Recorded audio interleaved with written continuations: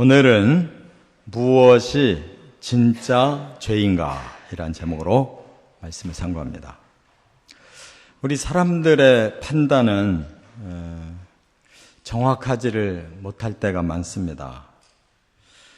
정작 큰 문제를 보고는 작은 것이라고 생각하고, 작은 문제를 보고는 또 너무 큰 문제라고 또 두려워할 때가 있습니다.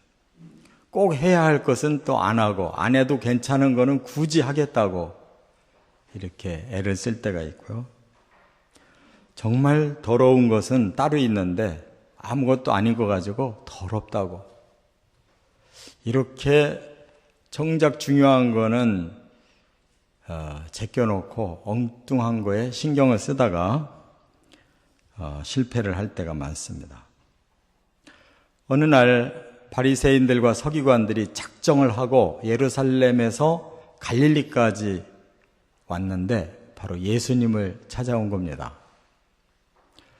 그들이 정말 예수님을 구주를 믿으려고 찾아왔다면 너무나 감사한 일인데, 예수님에 대한 소문이 점점 커지고 자신들에게 불리한 상황이 점점 다가오는 걸 느끼자 이들이 예수님을 경계하면서 어떻게 해서라도 예수님의 길을 꺾어 놓으려고 일부러 예수님 시험하려고 찾아온 겁니다. 그리고 예수님께 시비를 걸기 시작했습니다.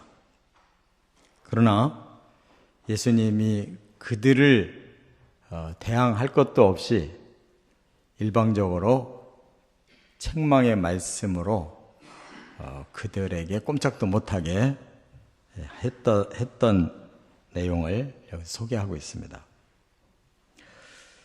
그 문제는 바로 죄 문제를 그들이 거명한 겁니다. 예수님 보고 왜 당신들의 제자들은 이렇게 죄를 짓습니까? 그때 예수님이 진짜 죄는 그게 아니다. 너희들이 생각하는 그것이 진짜 중요한 게 아니고 하나님이 너희들에게 주신 말씀을 정말로 너희들이 거역하는 것이 진짜 죄다 라고 말씀했어요. 바로 이 차이점이 뭐냐? 바리새인들, 서기관들은 정작 성경을 중요하게 여기질 않고 자기들의 선배들이 지금까지 성경을 해석해 놨던 소위 장로의 전통이라고 하는 책을 중요하게 여겼습니다. 그렇기 때문에 죄에 대한 관점이 서로 다른 거예요. 그래서 오늘 본문에서 예수님은 세 가지 진짜 죄가 뭐냐 하는 관점을 제대로 알려주셨어요. 바로 우리들에게도 이런 점이 간과되고 있다는 것을 깨달아야 돼요. 정말 하나님이 중요하게 여기는 죄는 별것 아닌 것으로 그냥 넘기고, 하나님이 오히려 넘어가는 것들을 사람들은 꼬치꼬치 따져서 그걸로 다른 사람을 정죄하고,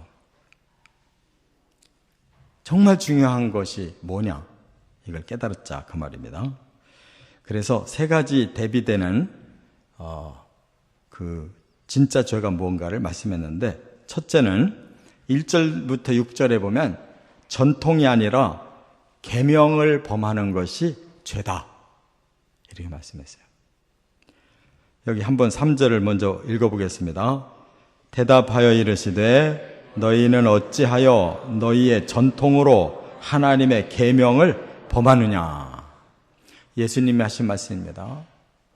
너희는 전통으로 하나님의 계명을 범하고 있다 이렇게 말씀했는데, 바리새인들과 서기관들이 예수님께 시비를 건 내용은 뭐냐? 식사를 할 때 가만히 보니까 제자들이 손을 씻지를 않고 식사를 하는 걸 봤어요. 바리새인과 서기관들의 눈에 제각 저들이 이제 우리한테 걸려들었다.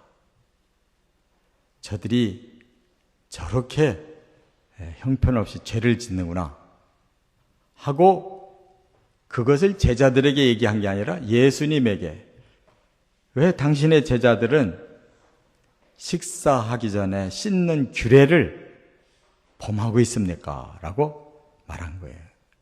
그러면 이 기준이 뭐냐? 성경에는 그런 내용 없습니다.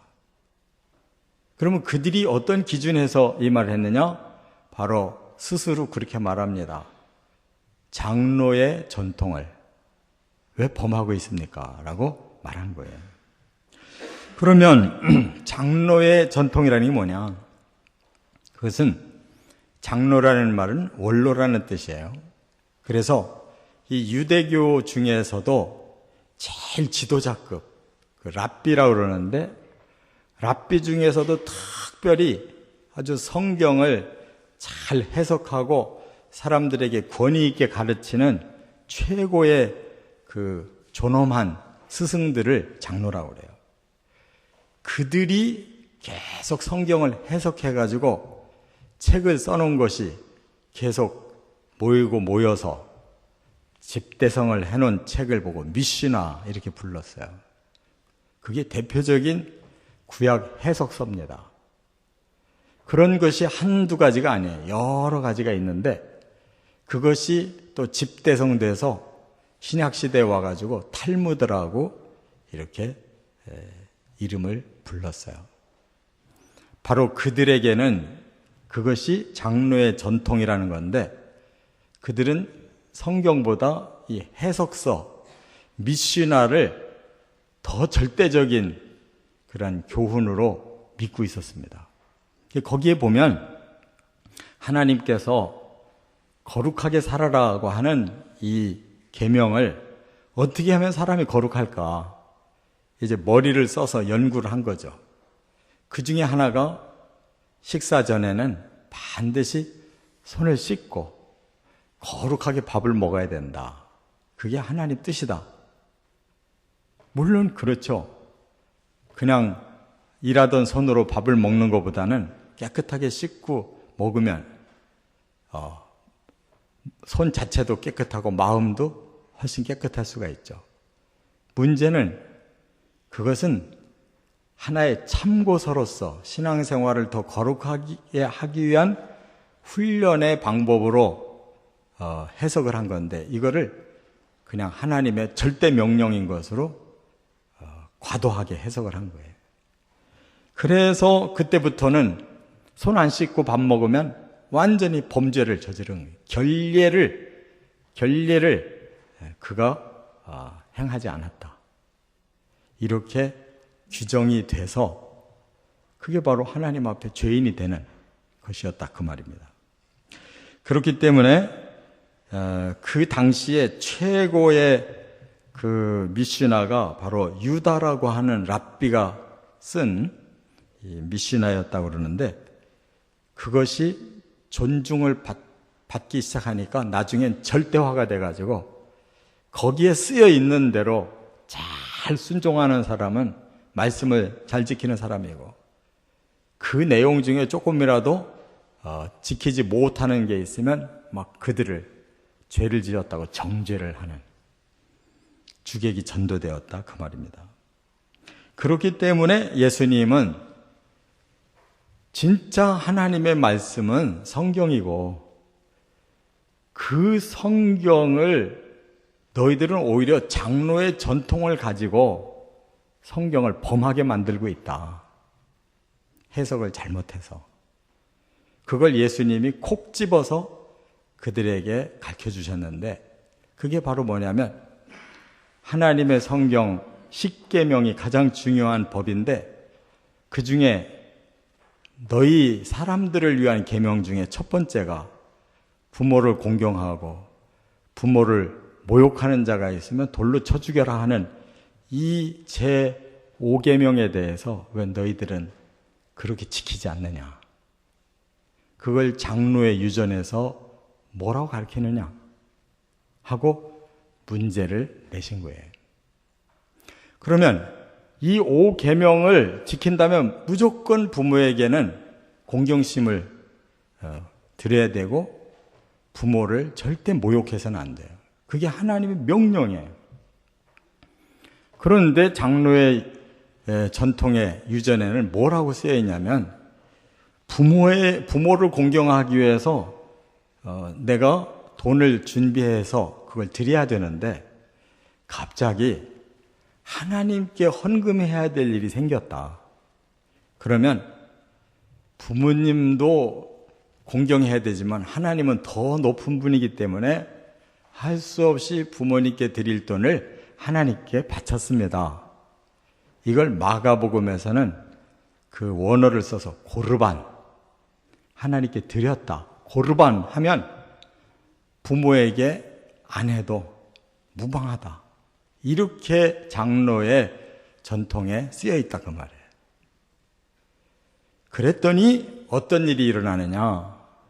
두 가지 해악이 일어나는 거예요. 점점 사람들이 부모 공경에 대한 정신이 사라지는 거예요. 그걸로 핑계를 대고 하나님께도 바치고 부모에게도 드려야 될 돈을 부모 거는 빼고 난 하나님께 드리느라고 부모를 못 드렸습니다. 그러면 정당화돼 버렸다는 거예요. 그리고 그것이 헌금을 더 많이 드리게 하는 수단으로 이용이 돼가지고 바로 바리새인이나 서기관들은 지도자들이니까 하나님 성전에 바친 그 헌금을 자기들이 쓰고 결국은 하나님의 계명을 파괴시켜서 자기들의 사욕을 채우고 백성들을 잘못 가리키고 이기적인 존재들로 만들어버렸다 그 말이에요. 그것을 예수님이 제시하시면서 너희들의 장로의 전통으로 하나님의 계명을 범한 것이 아니냐, 이렇게 말씀을 한 거예요. 이게 바로 성경을 잘못 해석하고 사람의 생각과 지혜를 가지고 그걸 성경을 대체하려고 하는 이러한 잘못된 사탄의 역사가 바로 이스라엘을 망친 것입니다. 그들은 지금까지도 그 미시나와 탈무드에 매달려서 지금도 그걸 가지고 살아요. 그렇기 때문에 그것이 세상을 사는 데는 굉장히 지혜로운 책이에요. 우리나라에서도 탈무드 그러면 대단한 책으로 알고 탈무드를 인용을 많이 합니다. 그러나 인용할 수 있는 게 있고 없는 게 있는 거예요. 이처럼 가르치면 안 된다 그 말이에요. 그런데 뭐 이스라엘 교육을 해야 된다고 하면서 겨우 그런 탈무드 교육을 하고 교회 안에서, 그건 아주 잘못된 거예요. 성경 교육을 하고 제자 훈련을 해야지. 예수님의 복음의 말씀과 전도의 방법을 가르쳐 줘야지. 무슨 놈의 구약을 재해석해서 엉뚱한 길로 빠져나간 그 유대인의 교육을 왜 교회에서 해야 되냐고. 지금도 정신 나간 사람들이 얼마나 많은지 몰라요. 이게 바로 성경을 왜곡시킨 잘못된 이런 교훈을 더 절대시하고 있는 거예요. 이와 같이 하나님의 절대 계명과 사람의 지혜에서는 다른 거예요. 깨달으시기 바랍니다. 이것이 바로 오늘 교회의 문제에도 그대로 들어와 있어요. 교회는 하나님의 절대 명령이 구약과 신약이에요. 그런데 이것을 해석한 신학, 교리 해설, 거기서 나온 교파와 교단, 이것이 점점 더 절대화가 되고 있어요. 우리 성결교단에도 성결을 강조하면서 4가지 전도 표제가 있다고 말해요. 중생, 성결, 신유, 재림. 어떨 때는 성경보다 그거를 더 강조하고 있어요. 안 됩니다. 그것이 바로 교파와 교단의 한계인 거예요. 웨슬레 신학과 칼빈 신학이 성경을 대체할 수 없는 거예요. 성경을 그들 나름대로 그렇게 깨닫고 정리해서 가르치는 것이 그게 절대적인 성경이 될 수가 없는 거예요. 장로 제도나 감독 제도가 절대 제도가 될 수가 없는 거예요. 그렇기 때문에 어떤 교회든지 어떤 교파든지 어떤 교단이든지 그걸 절대화하면 그게 바로 타락되는 거예요. 그 타락의 현상 중에 하나가 뭐예요? 한 건물 안에 장로교, 감리교, 성결교, 순복음, 침례교가 다 들어앉아가지고 우리는 서로 교파가 다르기 때문에 아무 상관없다. 그들의 하나님이 누구고 그들의 예수가 누구고 그들의 성령이 누구냐고. 어찌 침례교와 성결교가 다르면 하나님 믿는 일도 어떻게 다르게 그렇게 옆에서 얼마든지 서로가 전혀 관계없는 그러한 교회로 믿을 수가 있냐고. 눈을 가리고 아웅하는 거와 똑같은 거예요. 어디 성경에 그렇게 교파로 나누면 아무 상관없다고 그랬어요. 교회는 오직 하나라고, 예수 안에서 하나라고 말씀했는데 온 우주 안에 예수님을 머리로 하는 교회는 단 하나밖에 없는데 깨달으시 바랍니다. 이걸 부끄러워해야 되는데 너무너무 당연하게 여기에는 우리 교단 없으니까 여긴 그냥 심어도 돼. 옆에 장로교, 감리교 잔뜩 있는데 그게 타락한 증거라는 거예요. 적어도 천주교는 그렇게는 안 하잖아요. 전 세계를 다 통합해서 질서 있고 조직적으로 교회를 세우고 전도하지 이렇게 개신교처럼 그야말로 개독교라는 말을 듣게 엉망으로 하진 않잖아요. 그러면서 서로가 성경을 우리는 제일 잘 믿고 있고 순종한다고 다 지들 마음대로 해석해서 지들 마음대로 강조하고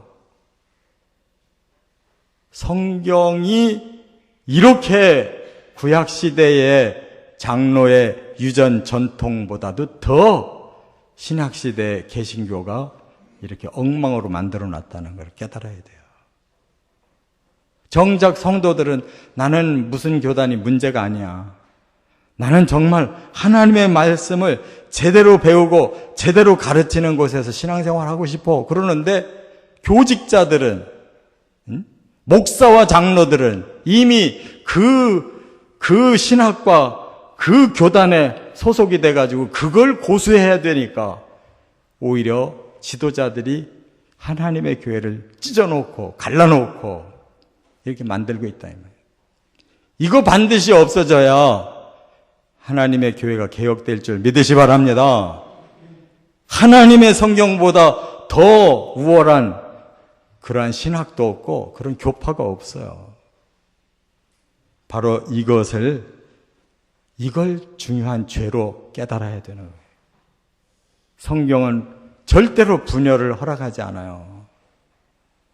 다시 하나가 되고 다시 또 시작하게 하시지 분열하게 하는 하나님 말씀은 없어요.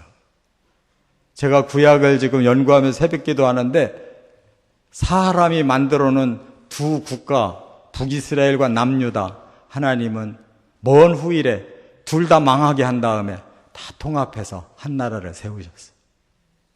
지금 이스라엘은 한 나라입니다. 그게 하나님 뜻인 줄 깨달으시기 바랍니다.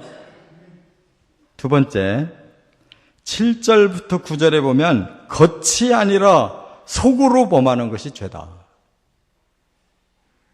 여기 8절 한번 같이 읽어보겠습니다. 이 백성이 입술로는 나를 공경하되 마음은 내게서 멀도다. 이제 예수님이 오히려 바리새인들과 서기관의 문제점을 하나 더 콕 집어서 말씀했는데 너희들은 겉으로는 너무너무 훌륭한 영적 지도자들이다. 바리새인들은 바리새인들 나름대로 옷을 아주 거룩하게 입고 서기관은 서기관 나름대로 자기들은 또 성경 박사고 지도자라고 또 표식을 하고 누가 봐도 저분들은 하나님을 잘 믿고 하나님 말씀을 잘 가르치고 실천하는 훌륭한 지도자라는 표시가 나는데 너희들의 속은 그게 아니라는 거예요.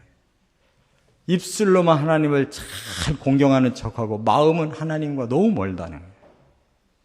이걸 보고 외식이라고 예수님 말씀하셨잖아요. 본문에서. 왜? 바깥 외를 얘기하는 거예요. 꾸밀 식을 말하는 거예요. 겉은 너무너무 잘 꾸몄어요. 근데 속은 하나님 들여다보니까 아주 악하고 더러운 거예요. 하나님과는 너무 거리가 먼 거예요. 이게 바로 죄라고 예수님 말씀한 거예요. 바로 거룩한 거짓말장이들. 이게 종교인들이에요. 겉을 자꾸 종교인답게 꾸밀수록 그것은 겉으로 훌륭해 보이는 거라고. 중요한 건 내면이 훌륭해져야 되는데 거기에는 관심이 없고 점점 더 하나님하고 멀어져 간다는 거예요. 그래서 예수님이 바로 이사야 29장 13절 말씀을 그대로 따가지고 성경에 이렇게 말씀했지 않냐. 입술로는 하나님을 공경하나 마음은 하나님에게서 멀다고 너희들을 이미 하나님이 지적하시지 않았느냐. 그 말이에요. 마음에 하나님께 순종할 마음도 없고 하나님의 사랑을 본받아서 실천할 마음도 없고 죄의식도 느끼지 못하니까 회개도 없고 그러면서도 내가 이 집단에서 높은 사람 돼야지 교권주의만 살아가지고 서로 누가 높으냐, 누가 세냐, 누가 강하냐, 누가 힘이 있냐만 따지고 서로 그 우격다짐을 하고 있는 그들을 보면서 예수님이 바로 너희들의 입술로만 잘 믿는 자들이다라고 말씀한 거예요. 그러므로 정말 중요한 건 아무리 가운을 입어도 아무리 겉으로 성가를 부르고 찬양을 해도 그 마음속에 하나님에 대한 경외심과 진실한 감사와 거룩함이 없다면 다 소용없는 것이다. 아무리 겉을 꾸며봐야 그거 가지고 하나님이 훌륭하다, 잘못됐다고 판단하지 않는다 그 말이에요. 중요한 건 그 마음을 하나님 다 들여다보고 계시기 때문에 겉으로 너무나 아름답고 훌륭한 예배를 드리고 찬양을 하고 뭐 헌금이 드려지고 뭐 온갖 예배 의식이 훌륭해도 그 사람들의 마음속을 들여다보니까 나에 대해서는 관심이 없구나. 정말 하나님을 경외하고 하나님 사모하고 하나님 말씀을 깨닫고 어떻게 하면 내가 말씀대로 살 수 있을까 하는 그런 영적인 관심이 없구나. 그걸 죄라고 하나님이 보신다고 그렇게 말씀했어요. 그러므로 사람에게 인정받는 것은 얼마든지 외식이 가능해요. 왜냐하면 사람은 겉밖에 볼 수가 없기 때문에. 그러나 하나님은 속을 보시기 때문에 하나님 앞에서 외식은 통하지 않는다는 거. 그 속을 보고 죄를 따지신다는 것을 깨달아야 될 줄 믿습니다. 세 번째, 10절부터 20절까지는 사람에게 들어가는 것이 아니라 나오는 것이 죄다. 이렇게 말씀했어요. 한번 19절, 20절 같이 읽어보겠습니다. 마음에서 나오는 것은 악한 생각과 살인과 간음과 음란과 도둑질과 거짓 증언과 비방이니 이런 것들이 사람을 더럽게 하는 것이요 씻지 않은 손으로 먹는 것은 사람을 더럽게 하지 못하느니라. 그들이 어찌 당신의 제자들은 씻지도 않고 밥 먹음으로 결례 예식을 범했습니까? 예수님 말씀은 그거 안 해도 그렇게 해로운 거 아니다. 위생적으로 조금 병균이 들어가서 좀 문제가 생길런지는 모르지만 그게 죄는 아니다. 정말 죄는 너희들의 마음속에서 입으로 나오는 그 악한 생각들이 죄인 거다 하면서 아주 여지없이 예수님이 그들의 마음을 다 찔러주셨어요.